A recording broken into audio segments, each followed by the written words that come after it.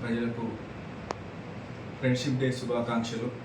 ఈరోజు Armoor police station ఆవరణలో పట్వార్ తులసి సామాజిక సేవకుల ఆధ్వర్యంలో ఈరోజు మొక్కలు నాటడం జరిగింది.